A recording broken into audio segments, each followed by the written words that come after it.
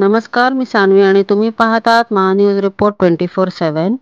5 जून 2025 रोजी जागतिक पर्यावरण दिवस या निमित्ताने नैसर्गिक पर्यावरण संवर्धन व मानवता विकास संस्था महाराष्ट्र, त्याचबरोबर जिल्हा कारागृह वर्ग 1 कल्याण जिल्हा ठाणे यांच्या संयुक्त विद्यमानाने मोठ्या प्रमाणात वृक्षारोपणाचे कार्यक्रम आयोजित केले गेले होते.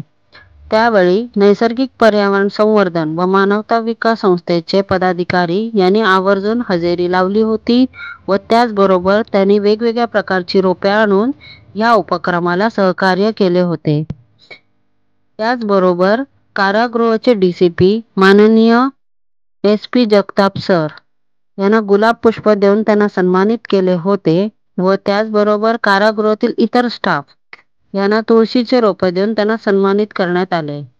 अगदी खेळीमेळी व अत्यंत उत्साहाच्या वातावरणात कार्यक्रम संपन्न झाला. शेवटी आधारवाडी कारागृह DCP जगताप सर, मुख्य व्यवस्थापक कोळी सर, पाटील सर आणि इतर अनेक मान्यवरांचे आभार दर्शविले.